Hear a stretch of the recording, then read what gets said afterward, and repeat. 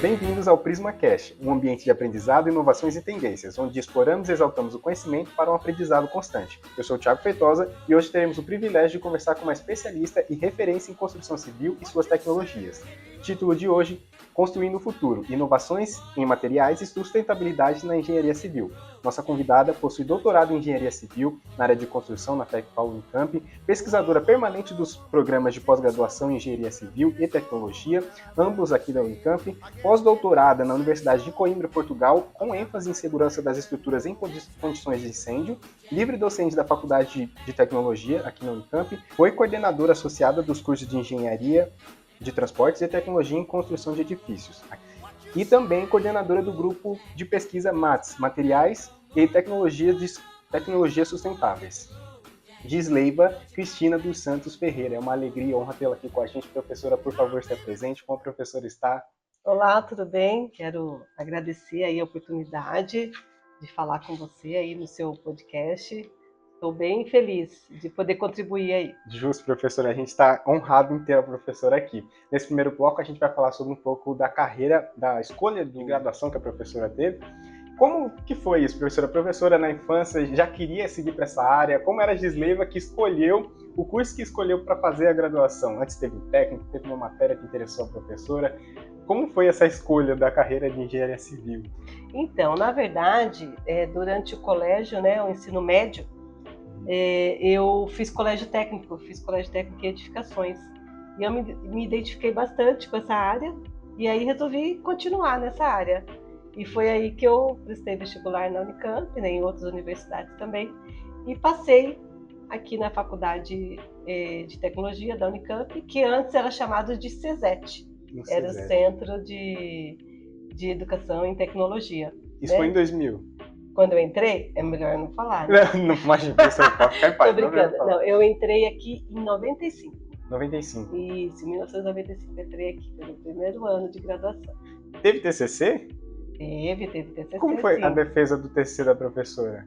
Então, na época, né, era uma coisa para mim diferente, né? Mas foi tudo bem, deu tudo certo, eu tive um orientador bem legal e, inclusive, eu fiz duas modalidades. Eu fiz tecnólogo em obras de solos, que tinha na época, e depois fiz tecnólogo em edifícios. Eu complementei e saí com os 2 diplomas. Ah, justo. Perfeito, professora. Tem algum projeto que mais marcou a professora, que a professora lembre?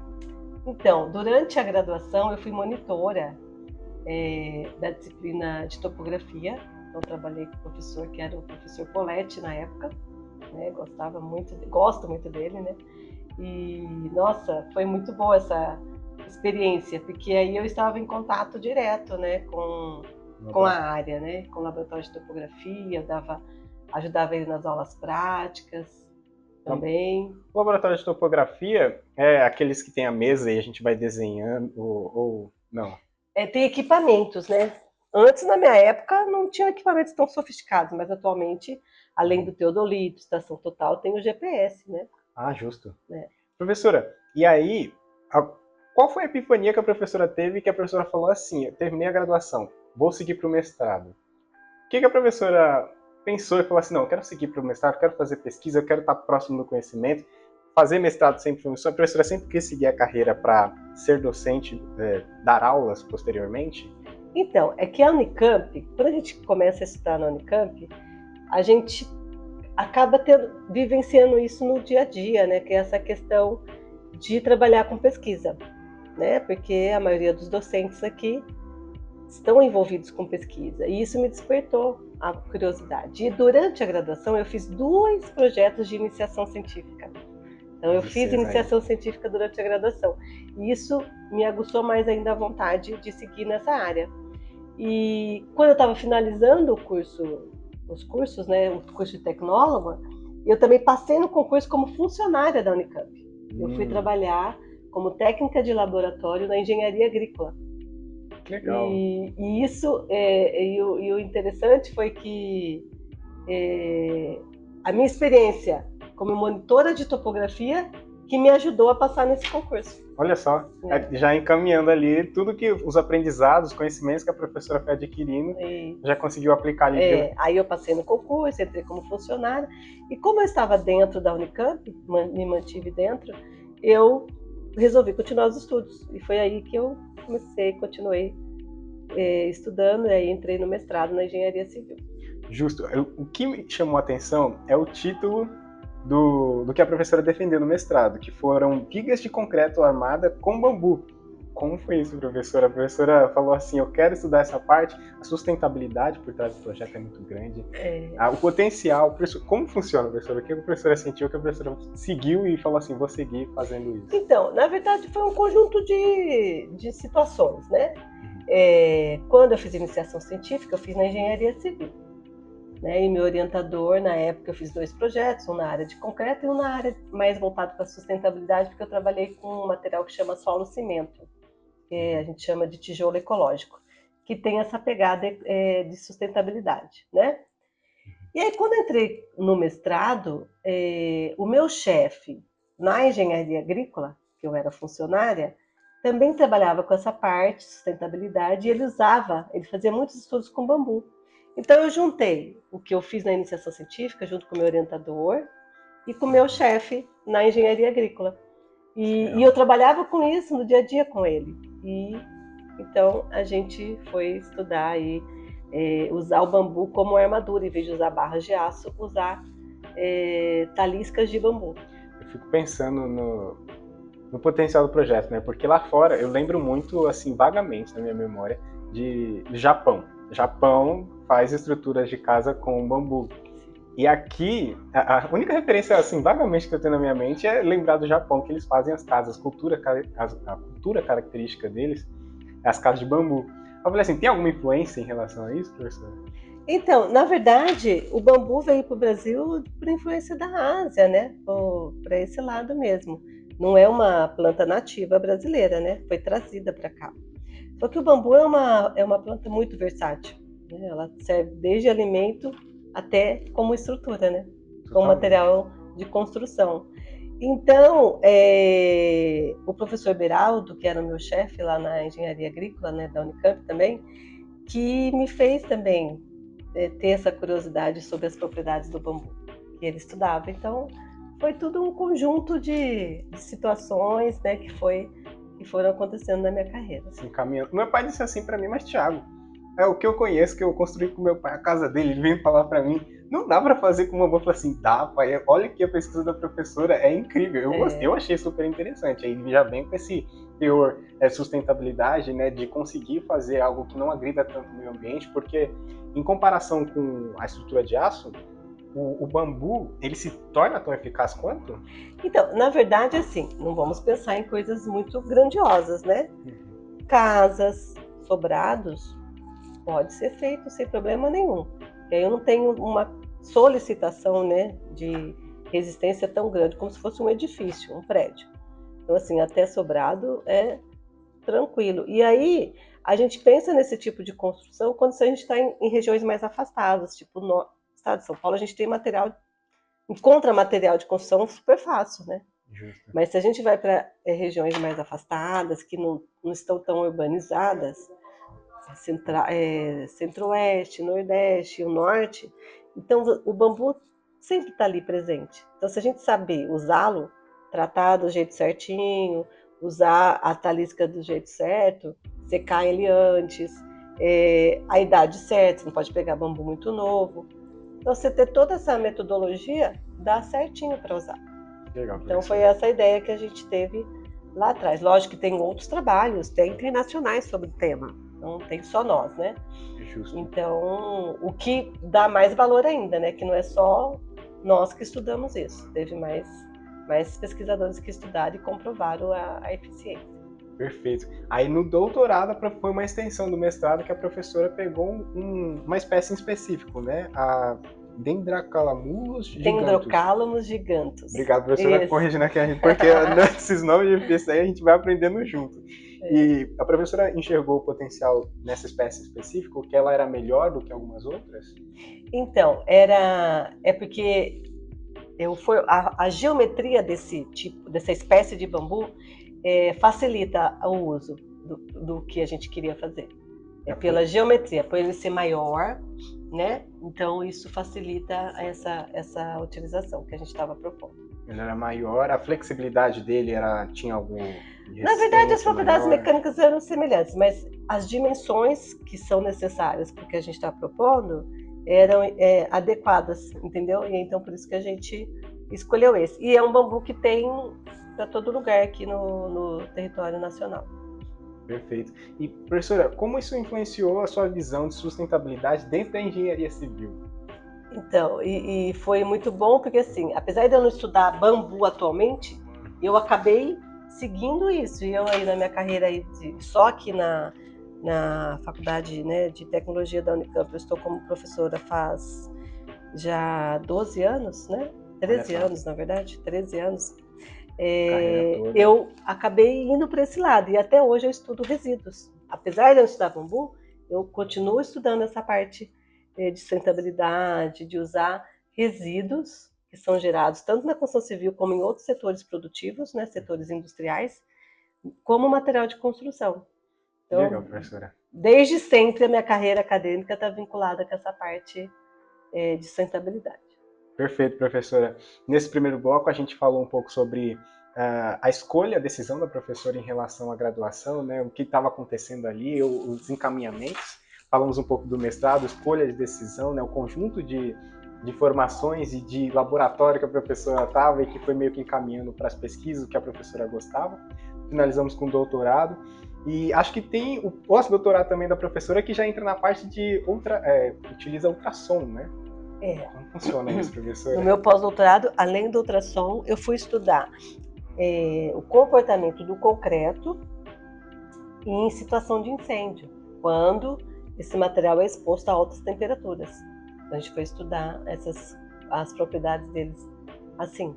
É tão multidisciplinar, eu enxergo, porque a professora está dentro da área de engenharia civil, mas a amplicidade de temas e de coisas que dá para se seguir é muito grande. É muito grande. E dentro dessa área de sustentabilidade, a gente vê com o potencial das pesquisas da professora um potencial gigantesco de estudo, de análise, de aprendizado, de N coisas que motiva todos que estão ouvindo. Para mim, estou me motivando bastante. E, assim, os alunos que seguem a carreira também de engenharia civil, dá para ver que quão amplo né? Uhum. E eu enxergo muito isso. Finalizando agora com esse pós-doutorado, a gente vai fechar esse bloco e a gente vai para o nosso segundo bloco, que se chama Trajetória Profissional e Pesquisas.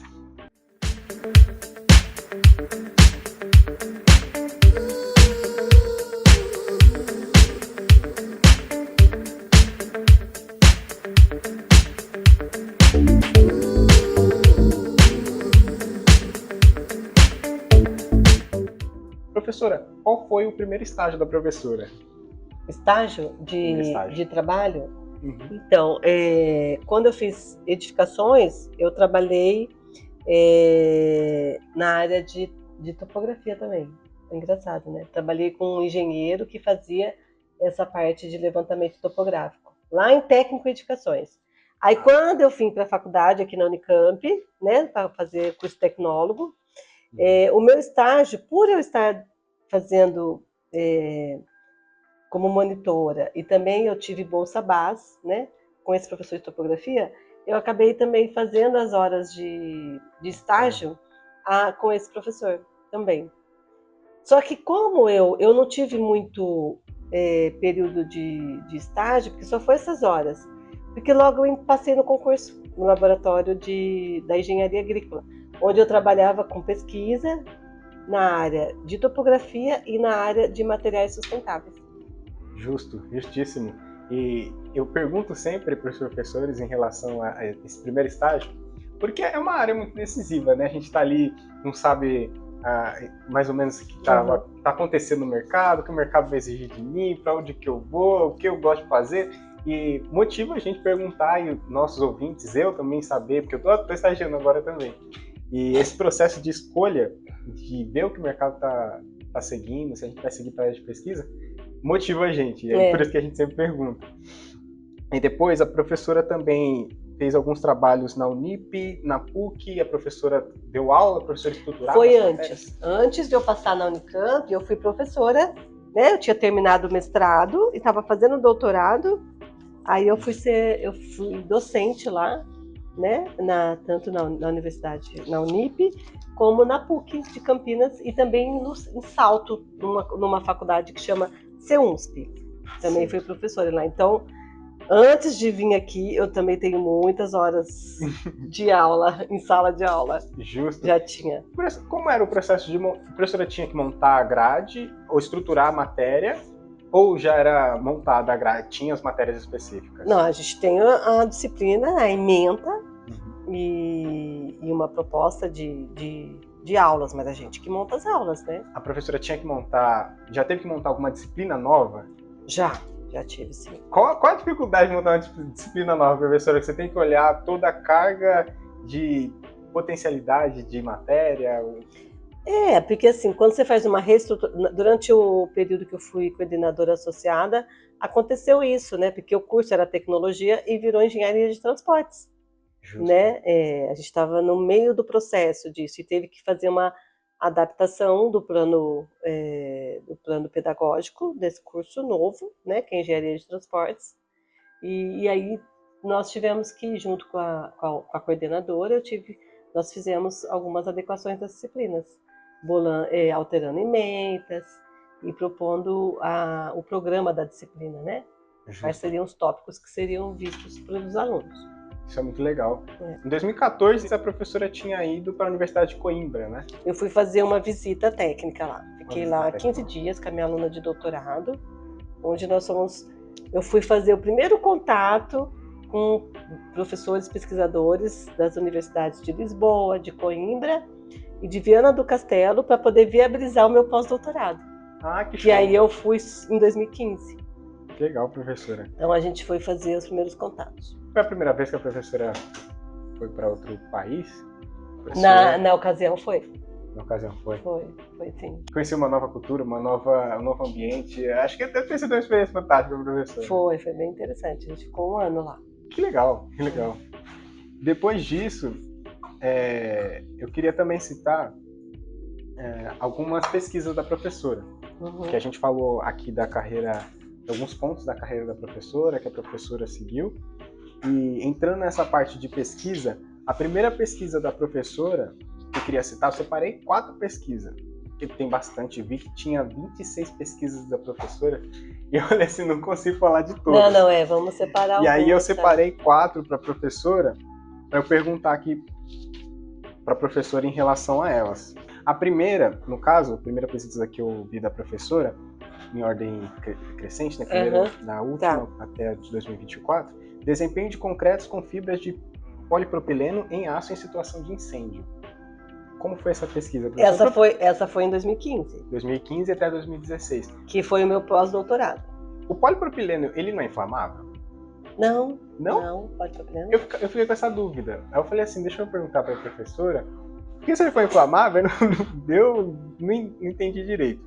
Aí o desempenho dele em fibras de polipropileno é bom? Como foi? O que a professora ganhou dessa pesquisa? É que assim, o concreto, quando ele é exposto a alta temperatura, ele tem água que vira vapor quando aquece. E esse vapor cria pressão de dentro para fora. Então, se a gente põe essas fibras de polipropileno, ela derrete e ela evita que tenha essa pressão. E essa pressão pode fazer o concreto estourar, a gente chama de espólio. Então, a fibra de polipropileno é para evitar isso. Porque, às vezes, estourar é mais, como se diz, é mais perigoso do que o próprio incêndio. Porque se alguém está ali e ainda não conseguiu sair do ambiente, os próprios bombeiros, esse estilhaço pode machucar muito. Então, usar concreto com essas fibras é interessante, né, em relação ao desempenho em situação de incêndio. Perfeito, professora. Em 2015, a professora notou que não tinha pesquisa em relação a isso? Esse era um projeto novo? Não, tinha. Polipropileno já era algo meio que aceito. Mas o que não tinha muitos estudos? Da fibra de aço. Então a gente adicionou também a fibra de aço. Perfeito, professora, achei muito curioso. Aí eu falei assim, deixa eu citar, porque é uma das pesquisas da professora. E a outra pesquisa foi em 2017, com constantes elásticas do solo compactado com ultrassom, determinados a partir da propagação de ondas de ultrassom. Novamente, eu vi aqui um potencial de entender essa multidisciplinaridade da parte de tecnologia com engenharia civil, né? Como foi essa pesquisa, professora? Então, estava envolvida uma aluna de doutorado e uma aluna de mestrado, que a gente foi pesquisar, porque assim, o solo, né, ou a terra compactada é muito usada na construção civil, né, principalmente, por exemplo, na área de transportes, que é uma área que eu estou vinculada agora, né, engenharia de transportes. Por exemplo, pavimentação, né, fazer estradas, rodovias, avenidas. Então, a gente precisa fazer o controle tecnológico desse material quando está executando a obra. E aí, ficar tirando o corpo de prova e fazendo ensaios que dão mais trabalho e tempo, demora mais, é mais complexo. Então, se a gente consegue viabilizar o uso desse outro equipamento, que é o ultrassom, que é um ensaio bem mais rápido, é muito melhor. Então, a gente começou a aplicar. Então, o ultrassom em concreto já é algo estabelecido, mas em solo não. Então, a gente começou a estudar e usar ultrassom em solo. Foi bem interessante, essa aluna terminou o doutorado, conseguiu publicar artigos em revistas internacionais, isso foi muito bom. Assim, a parte de ultrassom em relação a prever a qualidade de entendimento para saber se o solo está propenso para fazer uma edificação, também é detectado dentro dessa pesquisa? A gente estava vendo as propriedades mecânicas do solo compactado usando o ultrassom. Do solo compactado. Nossa, isso é bem interessante, né? Porque ali já com a estrutura toda colocada, depois a análise em relação... mas a gente estava ainda fazendo em escala de laboratório, né? Isso foi todo um estudo experimental, não em loco, em obra mesmo, né? Foi ainda em escala de laboratório. E futuramente isso foi aplicado em... A gente continua com os estudos, né? Para poder chegar a um ponto que, agora pode ir para o campo. Vamos aplicar em obra. Justo. Ainda não estamos nessa fase. Justo. Né? Porque pesquisa é assim, né? Demora um pouquinho. Sim.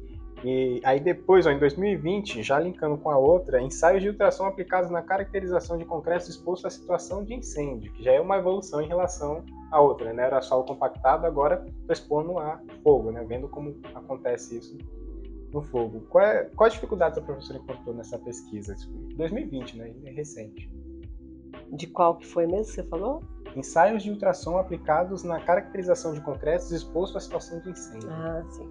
Então, que, assim, a maior dificuldade é a gente conseguir desenvolver uma metodologia de ensaio onde a gente consiga estabelecer condições iguais de incêndio mesmo. Essa é a maior dificuldade, né? Então, nós estamos, eu junto com meus alunos, com o nosso grupo de pesquisa, nós estamos indo passo a passo. Então, o primeiro passo é a gente saber como esse material vai se comportar antes e depois. Então, a gente espera esfriar, coloca no forno, aquece até 800 graus Celsius, aí esfria e aí a gente vai determinar a resistência desse material. O ideal seria conseguir a resistência ainda ele quente, mas a gente ainda não tem. Então, nossa maior dificuldade é essa, é obter uma metodologia onde a gente consiga determinar as propriedades como se fosse online, né? O material ainda aquecido. Não, professora, minha mente de estudante aqui, eu falei assim, como que ela vai colocar fogo no negócio? Eu vi essa professora falou do forno. Eu já estava imaginando vocês colocando Né? algo Existe assim. várias situações, existe estudos que o pessoal faz isso, literalmente. Põe fogo dentro do ambiente e avalia. Mas um ambiente, um incêndio controlado, lógico, né? Justo. E aí a gente tem, no meu caso, a gente trabalha com fornos elétricos ou a gás. Né? No meu caso, a gente está trabalhando com forno elétrico. Perfeito, professora. Isso é muito legal, a multidisciplinaridade dos temas é muito legal. Isso chama a curiosidade do quem vai pesquisar, buscar uma EC, buscar pesquisa e assim, eu estou gostando muito de verificar essas pesquisas. O próximo, a última, é desempenho de argamassas cimentadas com areia descartadas de fundição, uma visão interdisciplinar. O que acontece na fundição que faz ela ser descartada? Então, esse é um resíduo industrial, né, que é gerado em indústrias de fundição, que fazem fundições de peças metálicas. Então, fundir a primeira peça que vai servir de modelo para o motor de um carro. Então, a forma para fazer isso, ela é feita com areia. Tá. Ela é feita com areia, né? São várias formas. E aí essa areia, depois de vários ciclos de ser utilizada, ela perde suas propriedades. Então, aí ela é descartada, ela vira um resíduo. E aí esse resíduo, dependendo do tipo de peça e do processo de moldagem, ele ainda tem propriedades, ou esse material ainda tem propriedades que fazem que ele pode ser usado. Então, a gente não usa areia para fazer concreto, para fazer argamassa. Então, a gente propõe usar essa areia que seria jogada no aterro sanitário, porque não serve mais para a indústria de fundição, e usar dentro desses materiais, do concreto e das argamassas. E ela é melhor? A professora com a pesquisa conseguiu ver que é melhor essa areia? Não é melhor, mas é igual se eu fosse usar uma areia convencional. E ela estava sendo descartada. Jogada no aterro sanitário. E assim, vale destacar que hoje em dia, principalmente no estado de São Paulo, na região sudeste, nossa, aqui do estado do Brasil, tá muito difícil achar areia. A areia que a gente usava há uns 10 anos atrás, não tem mais. Porque os órgãos ambientais estão controlando. Eles ficavam tirando a areia de fundo de rio ou de encostas para fazer construção civil. E isso aí não pode mais, né? Os impactos ambientais devido a isso são muito grandes. Então há um controle dos órgãos ambientais muito maior atualmente, de deixar ou não explorar esse tipo de areia. Então, fazer uso dessa areia que está sendo jogada em aterro sanitário é muito melhor. A gente está reutilizando, a gente está promovendo o que a gente chama de economia circular. Perfeito. A gente continuar dando uso para um material que ainda tem propriedades suficientes para isso. Legal. E assim, quando ela era para o aterro, não tinha nenhum problema de contaminação isso? Há areias de fundição que tem material orgânico que aí pode contaminar, mas aí os aterros fazem esse controle. E há areias de fundição que não tem material contaminante. E aí eu uso, junto com o meu grupo de pesquisa, esse tipo de areia que não tem material contaminante. Legal. E assim, essa é a pesquisa mais recente da professora de 2024. Estão acontecendo outras pesquisas em cima? Estão, sim. Essa aí é um projeto do CNPq que foi aprovado, né? A gente tem 3 anos para desenvolver. Então, a gente começou em dezembro de 2023 e vai até 2026. Então, é um projeto grande que tem envolvido 3 alunos de mestrado e 1 aluno de doutorado. Que legal. E assim, tem alguma pesquisa que a professora gostaria de citar para a gente, que a professora mais goste? Que a gente citou 4 aqui, mas tem outras pesquisas? Tem. Eu também trabalho com outro resíduo, que é a escória de forno-panela, que é gerado pelas indústrias siderúrgicas, né, que fazem aço. Justo. Então, por exemplo, fazem aço para construção civil, barras de aço para construção civil. E aí esse resíduo também tem um grande potencial. E eu tenho estudado esse resíduo bastante, desde 2017 eu tenho estudado ele. E atualmente eu estou com uma pesquisa onde tem 2 alunos de doutorado envolvidos e 1 aluno de mestrado, trabalhando com esse resíduo também. Só que esse resíduo ele é diferente da areia de fundição, porque ele tem função de aglomerante. Então a gente está usando ele como cimento. como cimento Portland. Nossa. A gente substitui parte, não 100%, mas parte. Atualmente a gente está substituindo 30% do cimento de argamassas pelo esse resíduo. E a gente tem conseguido resultados bem promissores. Que legal. Que incrível, professora.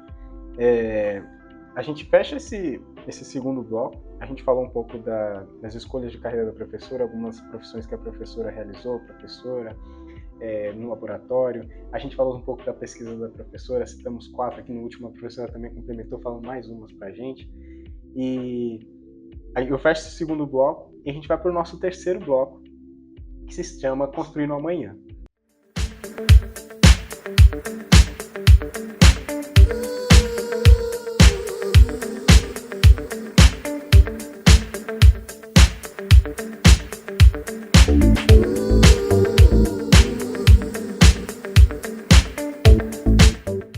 Voltamos para o nosso terceiro bloco, que se chama Construindo o Amanhã.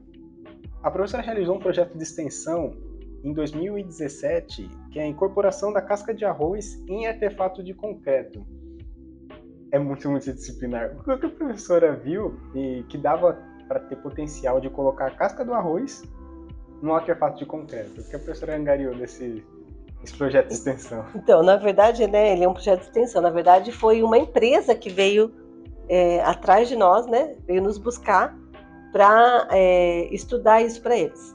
Eles queriam colocar no mercado esse produto, né? Eles queriam fazer pré-moldados. O que é pré-moldados? Pavers, que são aqueles blocos de fazer calçada. Eles queriam produzir isso. E aí eles queriam usar esse material, que é a casca de arroz, né? Porque ela é rica em sílica.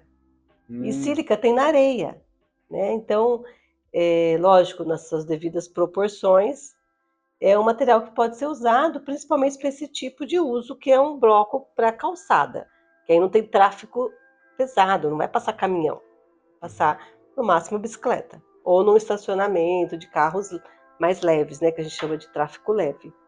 Então foi essa a ideia, e lógico, não é só nós que estudamos isso, mas o diferencial foi que uma empresa veio nos buscar para fazer esse estudo para eles. Hoje eu não sei se eles ainda estão produzindo, mas a gente, na época, nós conseguimos, né, definir um traço. O que é o traço? Né? Uma proporção de materiais adequados para eles produzirem esses blocos. Show de bola, professora. Isso, assim, o tema desse terceiro bloco é construindo amanhã, assim, construindo amanhã de ideias novas, construindo amanhã de coisas diferentes, de potencial de incorporar casca do arroz, que eu achei tão curioso, dentro do concreto para conseguir realizar atividades, né? Porque é descartado também a casca do arroz. Dá um potencial para ela, sustentável isso é... Atualmente a gente está estudando a cinza da casca de arroz. Porque a casca de arroz está sendo utilizada como biomassa para gerar energia atualmente. Não é mais jogada fora. Eles queimam para gerar energia. Só que ainda resta a cinza. E essa cinza, ela tem características interessantes para material com cimento. Que show. E aí a gente está estudando também. Nossa, é muito curioso. É muito curioso. Outra, acho que é projeto de extensão também, né? Aplicação de iodo de ETA em artefatos de concreto. Também foi uma empresa. A Ginomoto, lá em 2012, se eu não me engano, a gente veio nos buscar. Eles tinham o lodo, que era da estação de tratamento de água deles, né? A Ginomoto aqui de Limeira.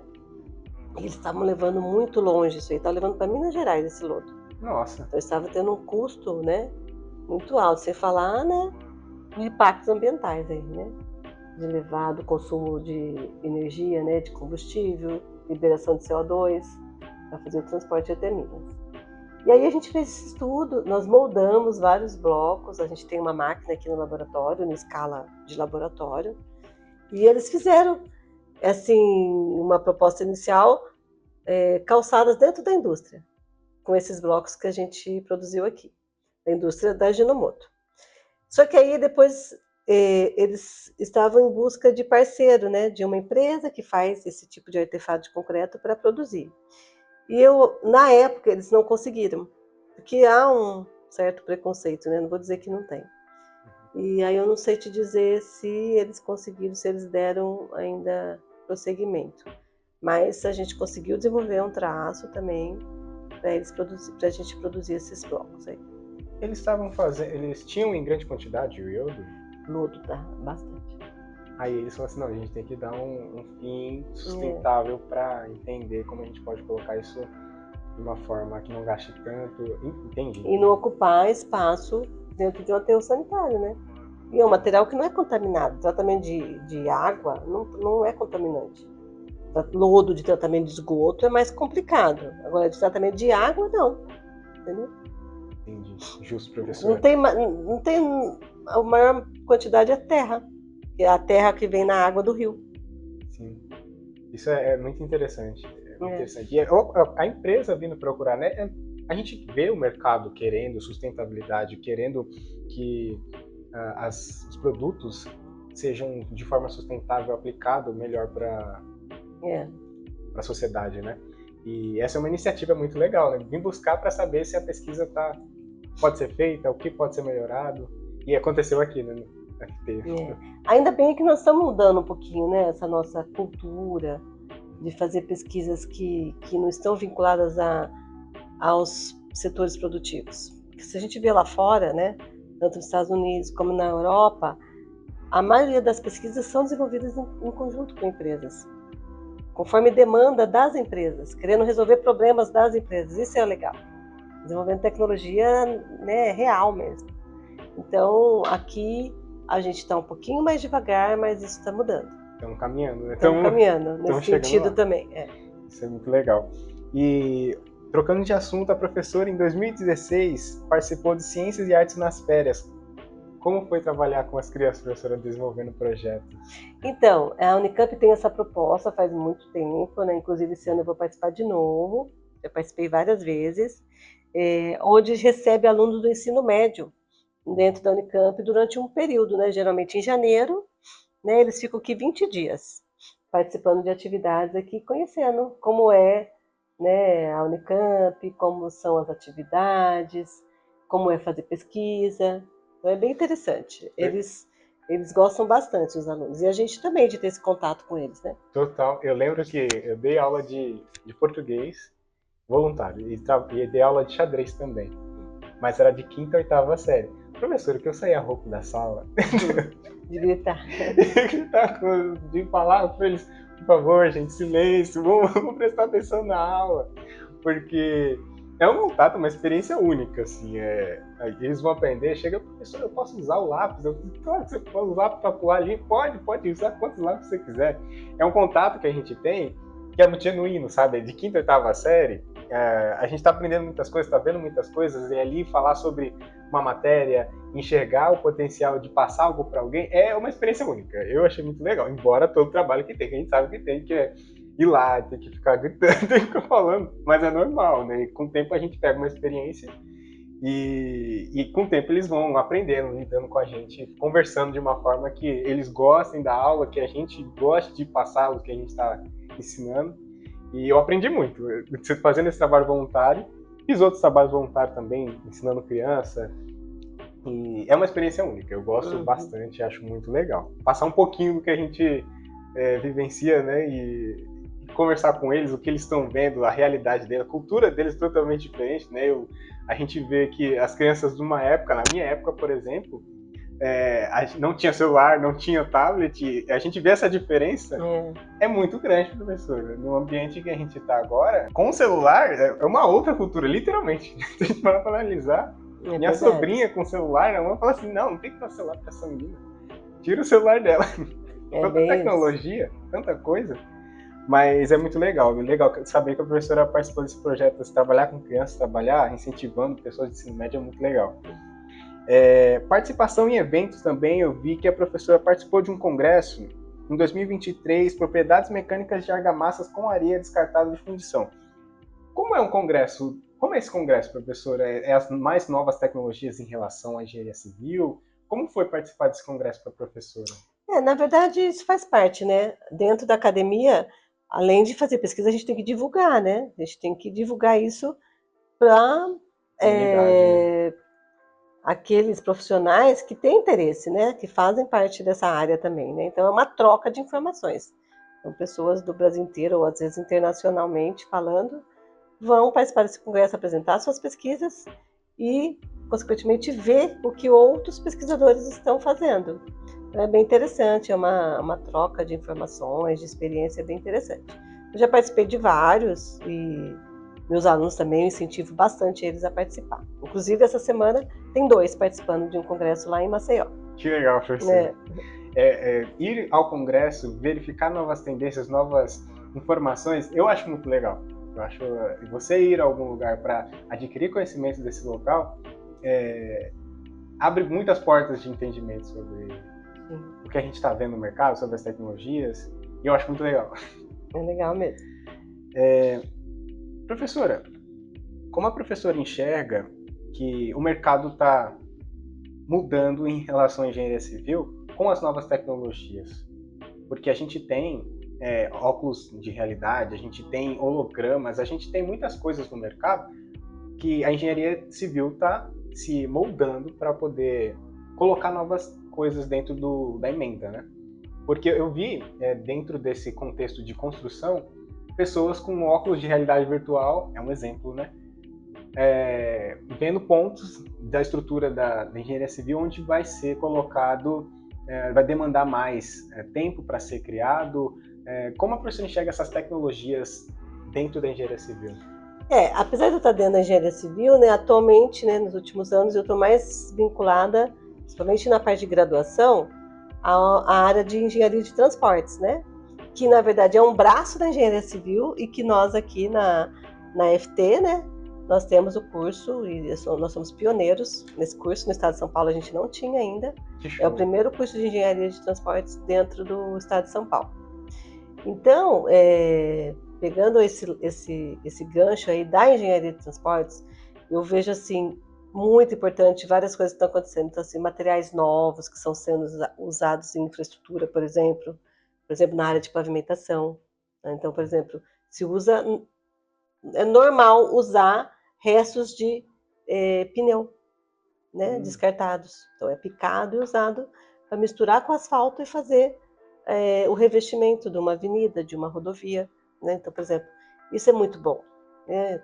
Utilizando um resíduo que era jogado no aterro sanitário, e um resíduo, né, que tem, com certeza, propriedades e qualidade para continuar, né, sendo utilizado. Outra coisa que eu vejo muito interessante, principalmente na área de transporte, essa parte de logística. Então, o Brasil tem investido muito nisso, né? Tem buscado, principalmente depois da pandemia, e a gente desenvolveu várias tecnologias nesse sentido. Então, a gente tem bastante coisa de destaque nessa área de logística, principalmente.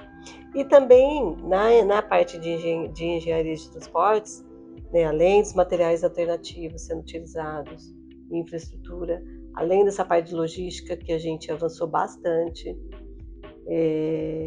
até por causa da demanda, né, do mercado, a gente também tem essa parte de levantamento de informações que a gente chama de SIG, né, sistema, né, de identificação de locais, não dependendo mais de in loco, né? Parte de imagens de satélite. Nossa. Então, a gente conseguir tratar, tanto usando imagens de satélites ou com drones, né?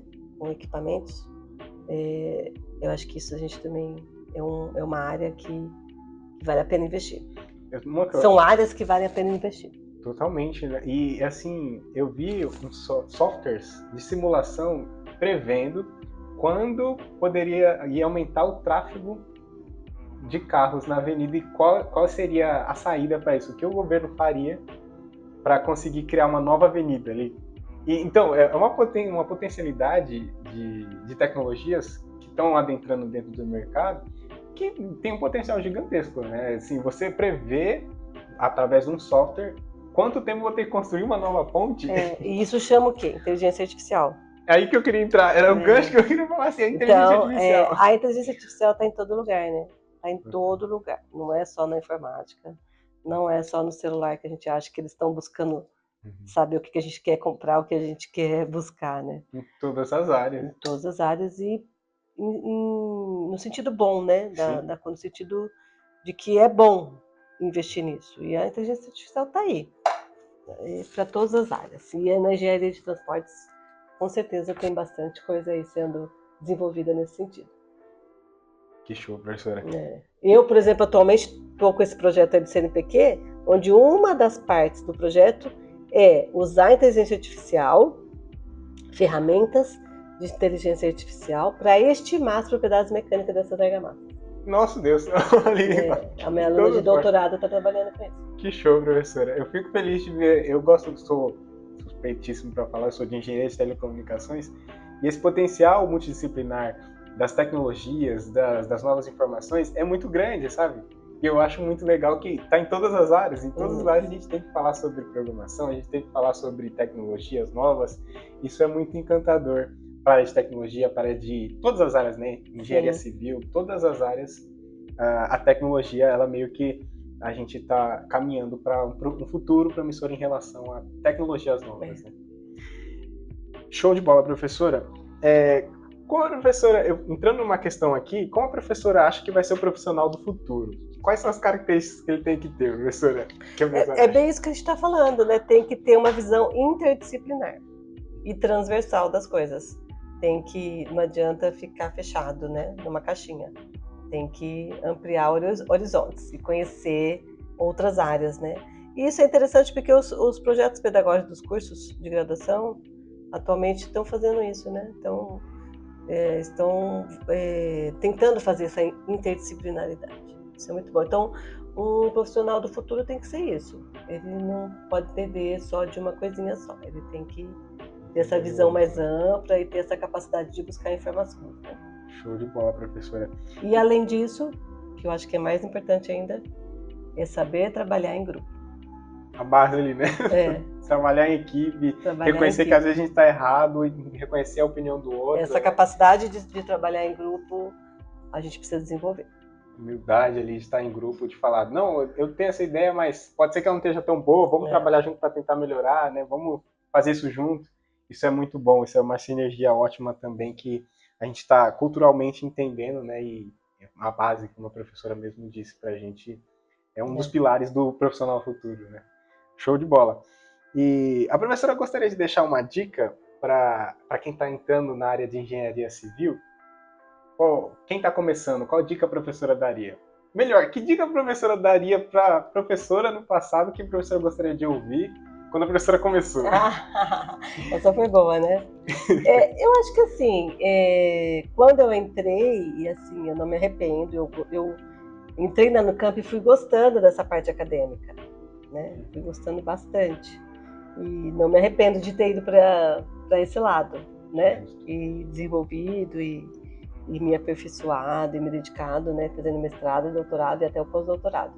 Mas acho que quem quer ir para fora, né? Trabalhar no mercado, não na área acadêmica, eu acho que é isso. É ter essa visão interdisciplinar, né? E ter essa capacidade de trabalhar em equipe. Essas duas coisas são duas vantagens que o profissional vai ter lá na frente se ele conseguir desenvolver isso aí. Isso é muito show. Muito legal, professora, dar essas contribuições para a gente, porque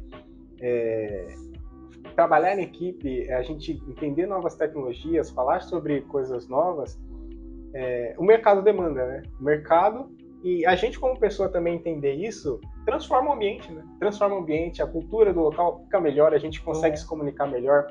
E já entrando nessa parte de toxicidade dentro do ambiente, sabe? De como deixar menos tóxico um ambiente empresarial, um ambiente dentro da escola. Trabalhar em equipe é uma das bases disso, né? Se fala muito de saúde mental dentro do mercado e saber trabalhar em equipe é um up, que deixa tudo melhor, né? Que deixa a gente conversar e falar com as pessoas para deixar o ambiente melhor, né? Sim, com certeza. A professora gostaria de deixar um livro, uma mensagem para os nossos ouvintes, algo que a professora gosta, um documentário, um filme, uma frase? Na verdade, assim, eu acho que assim, corra atrás dos seus sonhos, eu acho que é isso. Eu sempre busquei isso. E se cair, não desista, levanta e continua. Eu sempre fui persistente e nada foi fácil. Nada foi fácil, nada foi conseguido a primeira vez. Tenta de novo, Algumas tenta de portas novo. foram fechadas, mas outras foram abertas e a gente tem que ir. Não pode desistir porque recebeu um não ou porque não conseguiu aquilo que imaginava ou não era aquilo que imaginava. Perfeito, professora. Sempre ir em frente. Seguir em frente. Perfeito, professora. Eu vou finalizando já o nosso podcast. Foi uma honra conversar. Gostaria de perguntar muitas coisas para a professora, o nosso tempo está se esgotando, mas foi uma honra conversar com a professora. Esse foi mais um PrismaCast. Queremos agradecer aos nossos ouvintes que ficaram até o final, que nos prestigiaram. Esperamos que tenham agregado de alguma forma com o conteúdo aqui apresentado. Se você gostou do episódio de hoje, não se esqueça de compartilhar e deixar seu feedback. Fiquem atentos para mais histórias e até a próxima. Vamos falar tchau, tchau. 1, 2, 3 e tchau, tchau. Tchau, tchau. Obrigada. Tchau, tchau, Até pessoal. mais.